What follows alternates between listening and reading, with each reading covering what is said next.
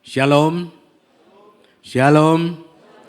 Saudara-saudara, kita masuk dalam acara pesta ya saudara-saudara. Pesta rohani, kita akan mendengarkan firman Tuhan, kita sudah memuji menyembah Tuhan.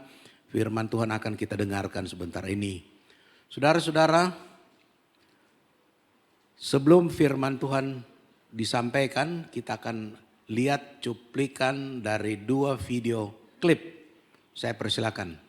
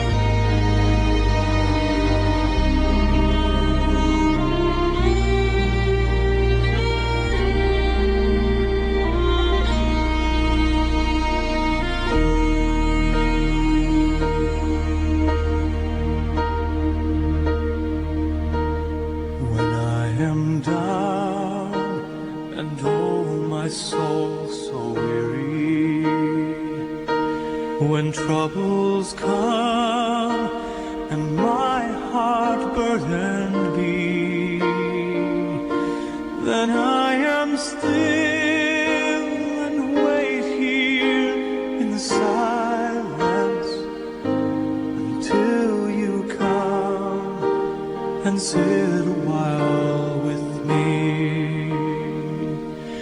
You raise me up on mountains. You raise me up to walk on stormy seas. I am strong when I am on your shoulders. You raise me up to more than I can be.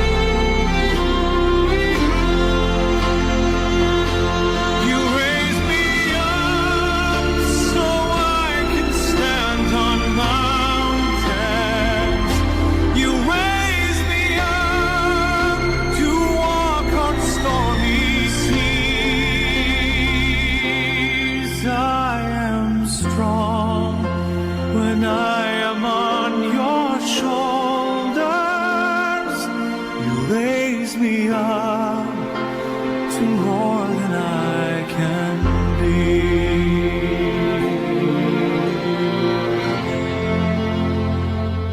You raise me up so I can stand on mountains. You raise me up to walk on stormy seas.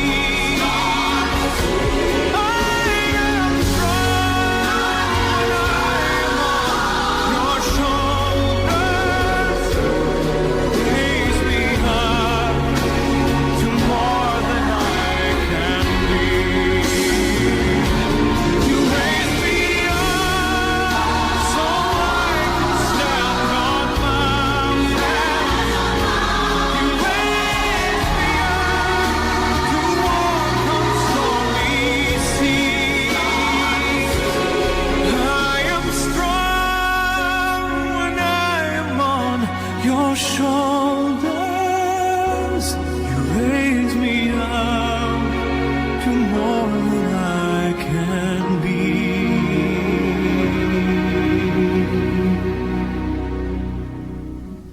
You raise me up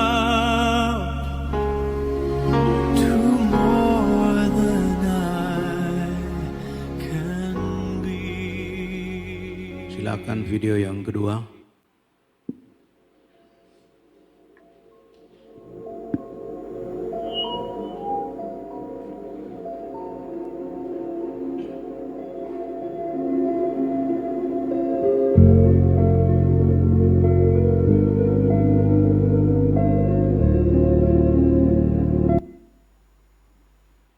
Saudara-saudara, firman Tuhan, renungan firman Tuhan mengajarkan kita supaya kita mempunyai sikap yang pantang menyerah. Kedua video tadi menunjukkan betapa orang itu harus mempunyai sikap pantang menyerah. Ini dalam hal yang duniawi. Video yang pertama berbicara tentang kehormatan dan martabat. Kehormatan dan martabat. Jadi dia harus berjuang. Video yang kedua yang sangat singkat, seorang anak itu juga berjuang tanpa menyerah, pantang menyerah untuk melanjutkan hidupnya. Berjuang untuk mencari nafkah. Saudara-saudara, perjuangan kedua orang tadi adalah perjuangan sementara dan terbatas. Perjuangan yang sementara dan terbatas. Seorang atlet, dia bisa jadi pelari, saya baca Derek Damon itu, bisa googling saudara-saudara. Dia itu 60 sekian, dia pensiun. Ya memang betul, tidak bisa lagi jadi pelari kalau umur begitu. Tetapi yang anak-anak juga mungkin kalau kehidupannya dia sudah meningkat, dia sudah lebih baik, mungkin dia jadi pengusaha yang lebih baik. Ini kan dari mencari kehidupan, dia mungkin bisa berusaha dengan lebih baik. Tetapi kita lihat bahwa manusia, apapun dia, posisinya apapun dia selalu menghadapi tantangan demi tantangan. Tidak ada orang hidup di dunia ini, mulai dia lahir senang terus-terus sampai dia meninggal. Ada pepatah yang mengatakan, berakit-rakit dahulu, berenang-renang ke tepian. Kalau tidak salah gitu ya. Bersusah-susah dahulu, kemudian bersenang-senang kemudian. Tapi teman saya plesetkan. Dia bicara, bersenang-senang dahulu, kemudian bersenang-senang berkelanjutan. Tapi itu cuma plesetan. Sebab hidup ini tidak mudah. Hidup adalah perjuangan. Karena itu harus diperjuangkan. Hidup adalah perjuangan, karena itu harus diperjuangkan. Saudara tahu bahwa kehidupan yang tadi direalisasikan dalam video klip itu nyata di dunia kita. Nyata. Tetapi itu perjuangan yang bersifat sementara dan tidak kekal. Tapi ada satu perjuangan dan dilakukan seumur hidup dan harus dilakukan seumur hidup. Harus dilakukan seumur hidup dan dikerjakan dengan takut dan gentar. Saya ulangi, dikerjakan dengan takut dan gentar. Sebab kalau kita gagal, kita fail, kita tidak masuk atau gagal dalam perjuangan itu, atau kita menyerah, kita hands up, tidak main-main risikonya. Risikonya kita sebagai orang percaya, kita beribadah, kita mau supaya kita layak di hadapan Tuhan dan supaya kita ketika saatnya Bapa Surgawi memanggil, kita ada tempat di sana, di seberang sana di surga. Kalau kita tidak ke surga, tidak ada di antaranya, tengah-tengah. Ada pilihan saudara, kita pasti masuk dalam api penghukuman. Ada orang mengatakan, oh enak, zaman saya dulu begitu cerita-cerita teman-teman ketemu artis-artis yang cantik-cantik, yang ganteng-ganteng. Oh bisa bergaul, wah itu cerita. Coba saudara ambil lilin, kasih menyala, tangannya taruh di api. Kalau saudara bisa bertahan 5 detik sudah luar biasa. Langsung kita tarik begini. Artinya panas. Api penghukuman kalau saudara baca di Wahyu tidak akan padam. Terus menerus. Menyakitkan. Cuma kita dengan kesenangan duniawi kita kadang terlena. Kita terlena dengan kesenangan duniawi, kita lupa. Coba kita lihat slide nomor pertama, slide number 1. Saudara-saudara, ada 6T. Kita lihat. Ini kalau kita lihat ini dia berjalan begini, kemudian nanti begini dan akhirnya ke sini kan. Too young to seek. Terlalu muda too young to seek God. Terlalu muda untuk mencari Tuhan. Karena dia masih muda, hidupnya masih lama. Saya masih muda, nanti kalau sudah umur 60, 70, 80 baru cari Tuhan. Iya kalau sampai. Bukankah hidup ini seperti uap, sebentar kelihatan kemudian lenyap. Yang kita tidak tahu kapan terjadi pada kita, yang tahu cuma Tuhan. Bisa saja karena dia masih bersenang-senang terlalu muda, tahu-tahu dia ke sini. Too late to seek God. Terlambat. Ada lagunya Panbers itu, terlambat sudah. Saya tidak sambung, itu lagu dunia. Tapi artinya terlambat sudah alias sudah terlambat. Too late to seek God. Terlalu bersenang-senang, akhirnya too late to seek God. Sudah ada di sini dia. Ada juga yang too independent to seek God. Wah, saya terlalu mandiri, saya mampu. Semua senang-senang. Bisa saja tiba-tiba ke sini. Kemudian too happy to seek God. Terlalu senang-senang, bersenang-senang. Lupa Tuhan. Terlena dengan keadaan itu. Seperti Tuhan Yesus memberi perumpamaan. Ada pesta, Tuhan yang sangat kaya memanggil pesta. Bilang, saya tidak bisa datang. Aku baru kawin. Terlalu happy. Dia terlena, lupa Tuhan. Bisa tiba-tiba sekonyong-konyong dia ke sini. Kan ini bagan ini seperti bagan alir, tapi ini bisa potong kompas, ini bisa ke sini. Atau too busy to seek God. Terlalu sibuk seorang pebisnis. Ayo ke ibadah. Sudah saya sibuk, saya banyak sekali proyek besar ini. Saya mesti kejar, kalau tidak puluhan miliar atau mungkin triliun. Peluang untuk mendapatkan itu uang triliunan hilang, lenyap, sirna. Saking sibuknya dia terlena, datang waktunya. Too late to seek God. Terlambat. Atau karena sudah kerja dan lain sebagainya, lebih baik tidur daripada ke gereja. Saya Senin sampai Sabtu sibuk sekali. Minggu saya istirahat. Saya istirahat saja. Bisa-bisa tiba-tiba istirahat untuk selama-lamanya. Bisa saudara-saudara. Ada terjadi begitu. Sementara tidur tidak bisa bangun. Dibangunkan sudah dingin. Sudah keras. Bisa. Kenapa tidak? Firman Tuhan mengatakan, seek ye the Lord while he may be found. Call ye upon him while he is near. Ini dikatakan carilah Tuhan selama ia berkenan. Berserulah kepadanya selama ia dekat. Ketika ia dekat. Artinya ada batas. Tuhan tidak berkenan dan Tuhan sudah jauh. Kalau kita lihat dari gambar ini, kalau ketika dia sudah di sini, ini sudah terlambat. Kita mau berdoa 40 hari, 40 malam, bahkan 40 tahun terus menerus. Tidak bisa menjamin keselamatannya. Karena keselamatan itu dikerjakan dengan takut dan gentar oleh yang bersangkutan.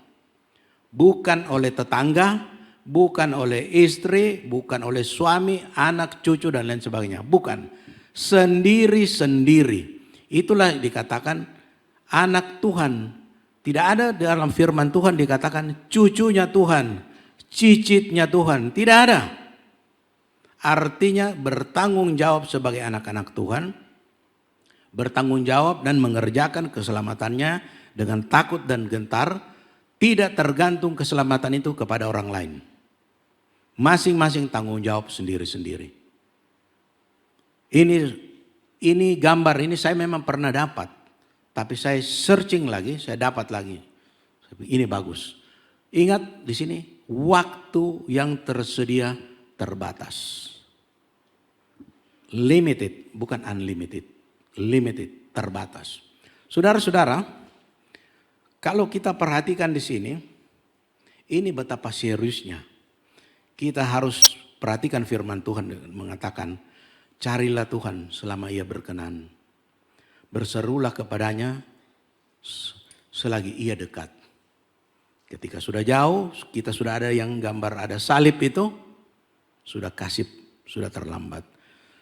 Slide nomor 2. Tema umum dari renungan pada siang hari ini, pagi menjelang siang, adalah mengembangkan hidup yang benar. Kalau gambar yang tadi kita lihat, itu gambar orang yang tidak mengembangkan hidup yang benar. Tetapi kita masuk dalam subtema bahwa dalam mengembangkan hidup yang benar itu, kita harus punya salah satu syarat, bukan satu-satunya, salah satu syarat, yaitu sikap pantang menyerah. Sikap pantang menyerah ini dibutuhkan oleh kita semua. Kalau kita menyerah, kalah dalam bertanding atau belum bertanding sudah angkat tangan, berarti kita gagal. Kalau kita gagal dalam pertandingan duniawi, ya sementara saja. Tapi kalau kita gagal dalam pertandingan iman, sengsaranya selama-lamanya. Kekal. Tinggal pilih. Ini saudara-saudara firman Tuhan ini hari ini bukan untuk menakut-nakuti. Bukan menakut-nakuti. Ini firman Tuhan menjelaskan apa yang hal-hal yang bisa terjadi dan sewaktu-waktu bisa menimpa kita. Bukan untuk bikin takut-takut. Karena firman Tuhan itu adalah untuk karakter building, pembangunan karakter. Selain itu adalah guidance book to the kingdom of God.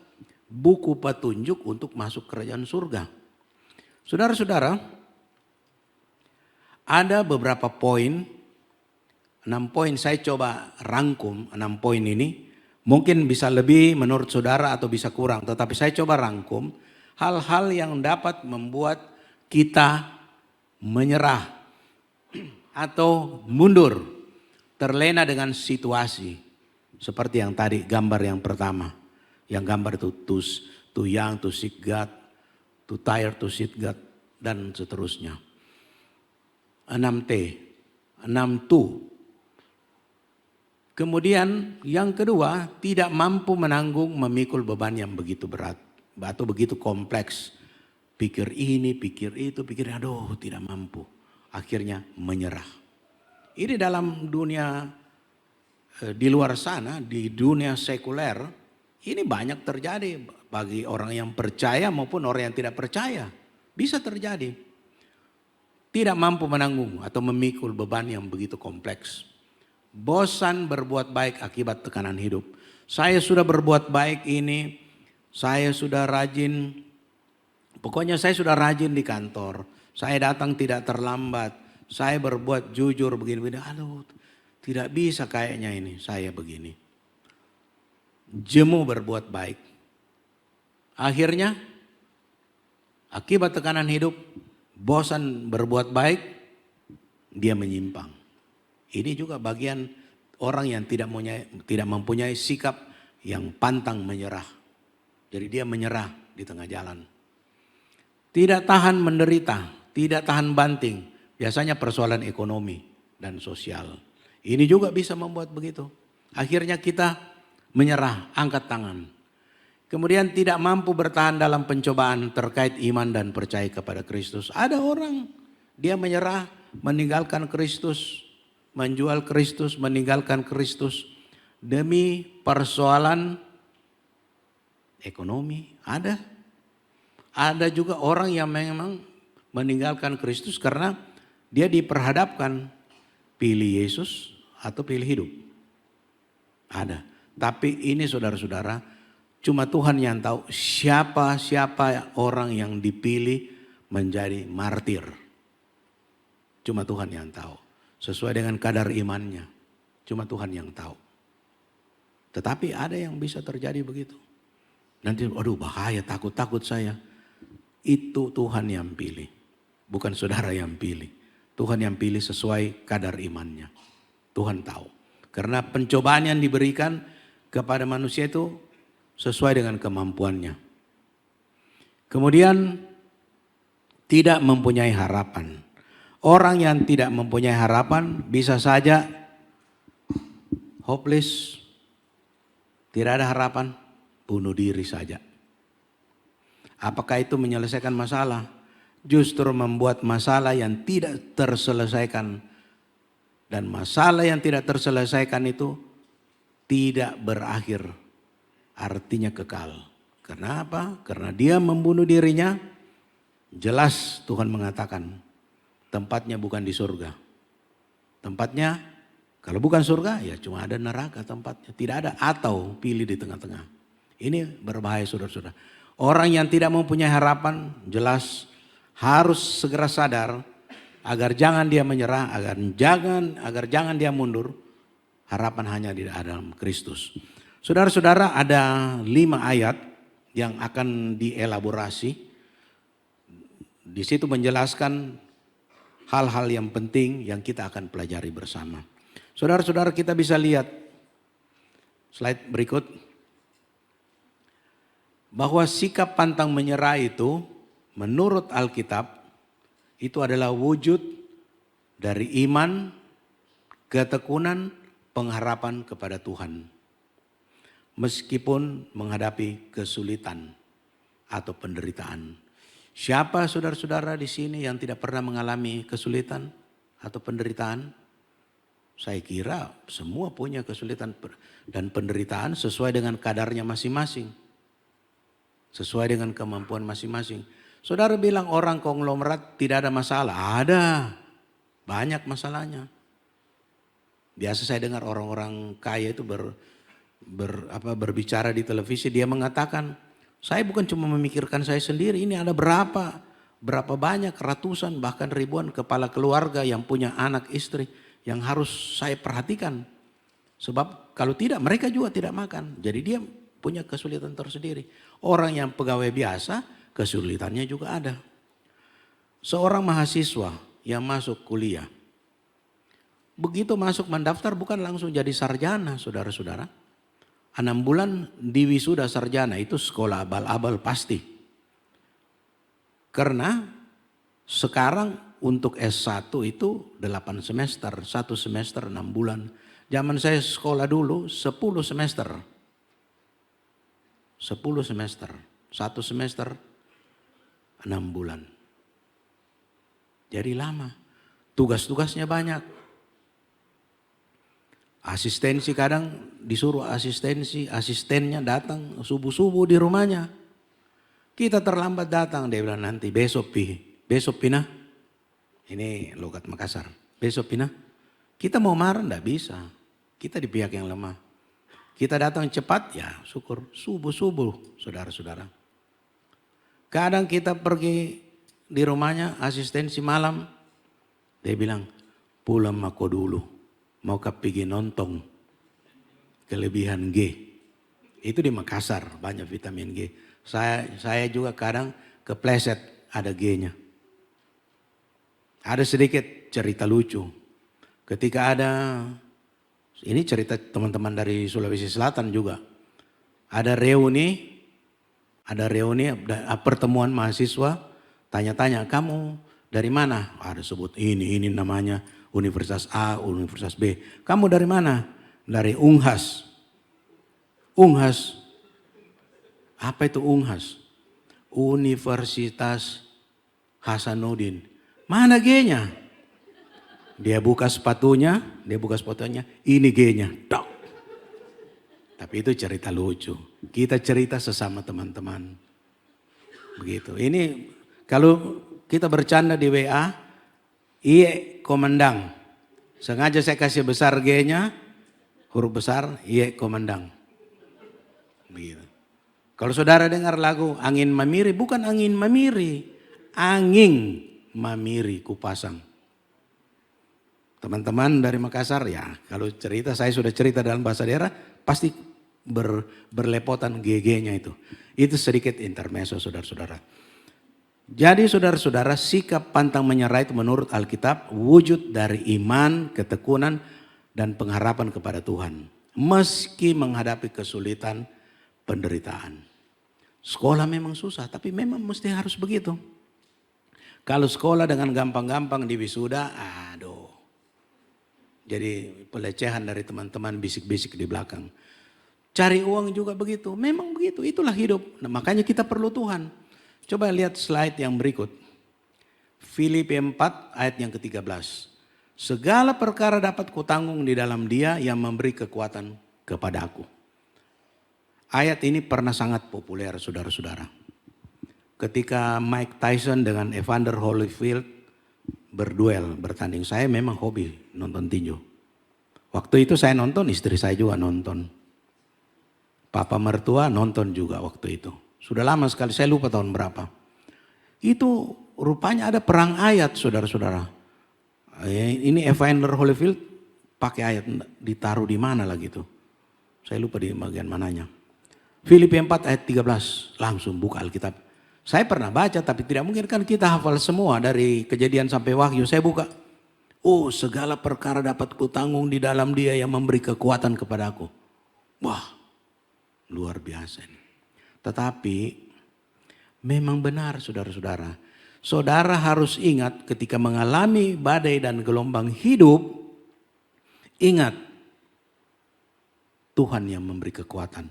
Kekuatan untuk tidak menyerah itu berasal dari Kristus, bukan dari diri kita sendiri. Ingat, kita berhasil, kita sukses bukan karena kita punya pengalaman, kita punya rekan bisnis, kita punya pengetahuan yang tinggi dan lain sebagainya. Saya suka ambil contoh diri saya. Saya mulai bekerja sebagai pekerja konstruksi tahun 1975. Ketika saya masih aktif sampai sekarang, saya pikir-pikir saya tahu banyak. Ternyata saya lebih banyak yang saya tidak ketahui. Jauh lebih banyak yang saya tidak ketahui. Itu yang dibilang di atas langit ada langit. Saya tidak tahu apa-apa, saya rasa. Karena teknologi berkembang luar biasa. Jadi saudara-saudara, sebagai orang Kristen yang mengalami beban hidup, badai dan gelombang hidup, jangan menyerah. Ada ayat Filipi 4 ayat 13. Segala perkara dapat kutanggung di dalam Dia yang memberi kekuatan kepadaku. Kepadaku, kepada saudara. Saudara-saudara, ayat yang berikut dalam Galatia 6 ayat yang ke-9. Janganlah kita jemu-jemu berbuat baik, karena apabila sudah datang waktunya, kita akan menuai jika kita tidak menjadi lemah. Artinya saudara-saudara, kita pentingnya bertekun dalam kebaikan. Hasilnya akan datang pada waktunya jika kita tetap setia dan tidak putus asa.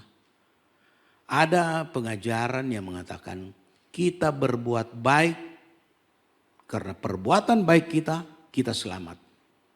Tetapi menurut ajaran Kristus tidak. Keselamatan yang kita terima adalah anugerah. Diberikan secara cuma-cuma. Sebentar lagi nanti kita bulan Desember akan mengadakan perayaan Natal, ibadah Natal. Sudah dekat saudara-saudara. Kita harus sadar bahwa itu keselamatan, anugerah, pemberian secara cuma-cuma. Bukan karena kekuatan, kebaikan kita, kemampuan kita, kehebatan kita. Digratiskan, diberikan. Tapi bukan barang murahan. Karena kita tidak mampu, tidak sanggup membeli, mencari keselamatan itu dengan kekuatan diri kita sendiri, diberikan secara gratis. Kalau disuruh beli, cari sendiri tidak mampu. Sudah ambillah. Kamu tidak mampu. Begitu kira-kira Tuhan bilang. Sudah diberikan secara gratis. Jadi saudara-saudara, dengan kita menerima keselamatan secara gratis, menerima Kristus, kita harus berbuat baik. Jadi bukan berbuat baik sehingga selamat. Perhatikan, berbuat baik, banyak kebaikannya yang dia buat, banyak amalannya dia berbuat sehingga dia selamat. Salah, menurut ajaran Kristus.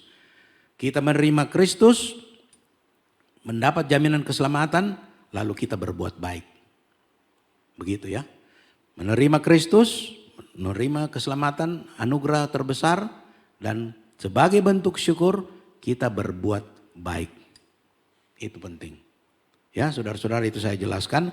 Kemudian ayat yang ketiga, ayat yang ketiga Roma 5 ayat 3 sampai dengan 4. Dan bukan hanya itu saja, kita malah bermegah juga dalam kesengsaraan kita. Karena kita tahu bahwa kesengsaraan itu menimbulkan ketekunan. Dan ketekunan menimbulkan tahan uji, dan tahan uji menimbulkan pengharapan. Jadi saudara-saudara, perlu ada upaya yang serius, yang sungguh-sungguh. Penderitaan yang kita alami ini bukan sebagai alasan untuk menyerah, tetapi sebagai sarana. Penderitaan yang kita alami ini bukan menjadi alasan untuk kita menyerah, tetapi sebagai sarana bagi Tuhan untuk membentuk ketekunan kita dan pengharapan kita.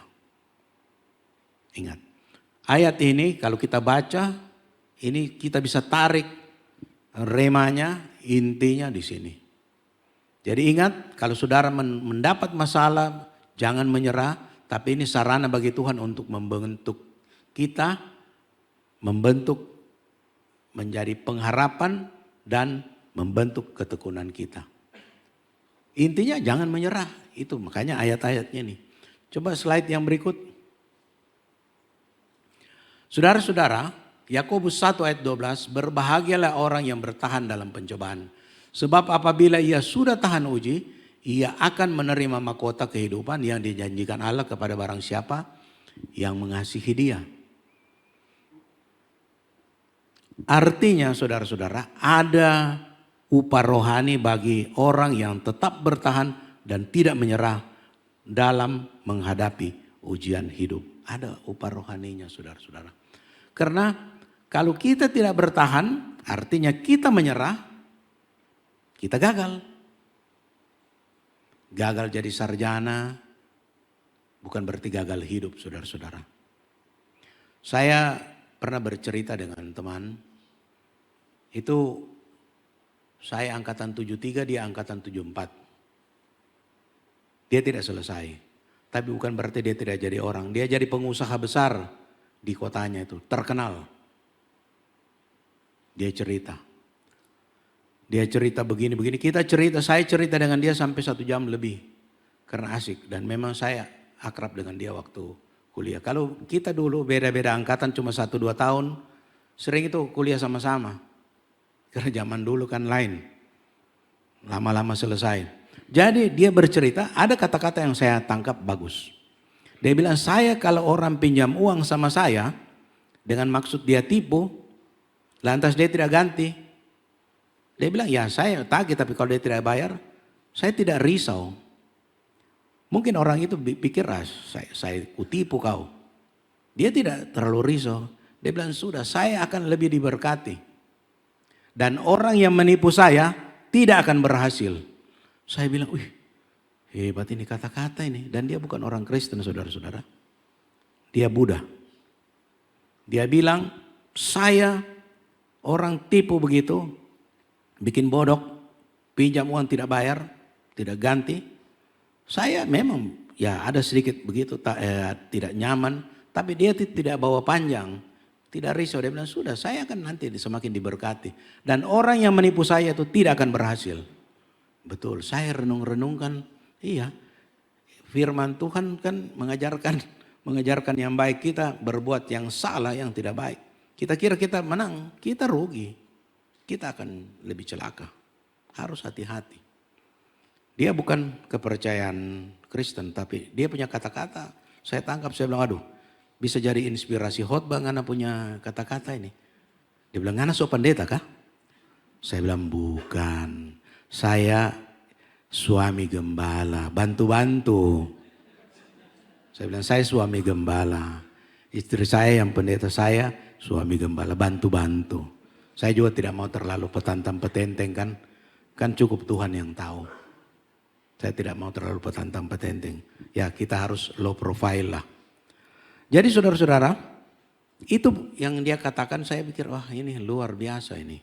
Jadi saudara-saudara, kalau kita ada niat di pikiran kita mau membodohi orang, mau menipu, dengan harapan akan nanti semakin berhasil, semakin besar, itu muskil, tidak mungkin. Saudara akan lebih kacau, gagal. Karena saudara membangun fondasi di atas fondasi yang salah. Slide yang berikut, tolong. Dalam Yesaya 40 ayat 31, tetapi orang-orang yang menanti-nantikan Tuhan mendapat kekuatan baru. Mereka seumpama Raja Wali yang naik terbang dan dengan kekuatan sayapnya mereka berlari dan tidak menjadi lesu. Mereka berjalan dan tidak menjadi lelah. Saudara-saudara, kalau kita simak ayat ini, kita coba perhatikan di sini.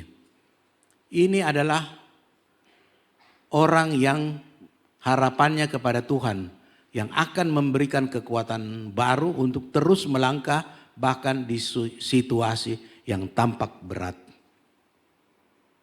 Jadi kalau kita tidak punya harapan, seperti yang saya katakan tadi di awal-awal, bahwa kalau orang bisa meninggalkan Tuhan, menyerah, mundur, itu orang yang sudah putus harapan, putus asa. Asa itu harapan. Berarti sudah tidak ada harapan lain. Kita ini manusia, kalau punya harapan hidup, orang sakit, kalau dia punya harapan hidup masih tinggi, itu bisa baik. Tapi kalau bilang sudahlah, saya sudah mau pergi cepat-cepat sudah. Itu biasa juga memperpendek. Saya dengar begitu. Coba slide yang berikut. Jadi saudara-saudara, kita sampai pada kesimpulan. Kekuatan datangnya itu dari Kristus. Ingat ayat yang pertama tadi. Bukan dari kita, karena kita masih muda. Karena kita pengalaman, karena kita banyak koneksi, karena kita punya backing, kita punya uang banyak. Tidak, saudara-saudara. Datangnya dari Kristus. Kalau orang yang tidak kenal Kristus bagaimana? Itu urusan dia. Kita punya urusan, itu datang dari Tuhan. Supaya kita tidak petantang petenteng, tidak sombong. Ketekunan dalam berbuat baik, ini juga. Kita perlu tekun dalam berbuat baik. Supaya Bapamu yang di surga dimuliakan. Orang itu baik sekali begini. Dia di mana? Oh, dia kalau minggu rajin ke gereja. Oh, pantas. Ada kan kata-kata begitu. Oh, pantas ya. Dengan begitu mempermuliakan nama Tuhan. Melalui perbuatan kita. Penderitaan bukan alasan untuk mundur atau menyerah. Karena banyak yang mundur karena penderitaan. Justru menjadi sarana bagi Tuhan untuk membentuk ketekunan dan pengharapan. Tekun dan ada harapan. Setia sampai akhir. Setia sampai akhir ini ada. Saudara baca di Wahyu. Setia sampai akhir. Artinya setia sampai menutup mata. Kita tetap setia. Kalau saudara, bapak-bapak ada di sini mungkin anggota Polri atau TNI. Ada semboyan itu, setia sampai akhir, setia sampai akhir. Malah di Kopassus, saya lihat ada lambangnya itu, lebih baik pulang nama daripada gagal dalam tugas. Lebih baik pulang nama daripada gagal dalam tugas. Semboyannya Kopassus. Saudara-saudara, kalau kita coba artikan dalam rohani, setia sampai akhir juga. Itu di militer ada begitu. Kita juga firman Tuhan, kita setia sampai akhir. Mempertahankan iman kita. Jangan di akhir perjalanan kita cabut.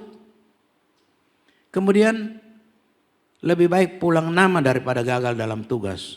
Saudara-saudara, seperti saya sudah katakan juga tadi. Ada orang-orang yang memang ditentukan oleh Tuhan menjadi martir. Lebih baik tinggal nama atau pulang nama daripada gagal masuk dalam kerajaan surga. Sudah. Percaya Kristus atau mati. Tetap percaya. Dor. Misalnya begitu.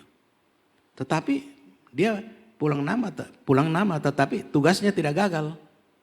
Tugasnya tidak gagal kenapa? Diterima oleh Tuhan. Dia di saat terakhir dia tetap tidak menyangkal Kristus. Memang ini saudara-saudara. Kita di Indonesia puji Tuhan masih baik-baik saja. Tetapi kalau saudara baca di Nigeria itu dibantai. Itu di media sosial banyak. Saya sering lihat. Kalau media dalam negeri ya kadang-kadang saya suka bandingkan dengan media luar negeri. Kadang lebih objektif dan lebih transparan. Saya lihat aduh sadis sekali ya. Di Berondong. Mereka yang mengalami begitu. Murid-murid rasul-rasul yang dulu juga banyak kan yang mengalami demikian. Ini setia sampai akhir. Dan mahkota kehidupan Tuhan anugerahkan. Dan yang terakhir, harapan dalam Tuhan selalu memberi kekuatan. Saudara-saudara kalau tidak punya pengharapan, saudara pasti lemah. Pengharapan kita adalah di dalam Kristus yang ada jaminan keselamatan. Yesus mengatakan tidak seorang pun sampai kepada Bapa kecuali melalui aku. Kita pegang baik-baik anak-anak muda yang masih remaja, pemuda maupun pemudi, pegang baik-baik. Orang-orang yang sudah usia pertengahan maupun orang-orang tua, pergumulan hidup, tantangan hidup, jangan membuat kita menyerah. Jangan membuat kita meninggalkan Kristus. Jangan membuat kita undur. Dulu kita setia, sekarang tidak setia. Karena pada akhirnya firman Tuhan mengatakan supaya kita setia sampai akhir. Saudara tidak setia sampai akhir, saudara tahu kemana saudara punya tujuan. Yang jelas saudara tidak ke surga. Saudara kemana selain surga? Saudara sudah tahu kemana. Di dunia ini dalam Alkitab cuma ada surga dan neraka. Tidak ada atau. Amin untuk firman Tuhan.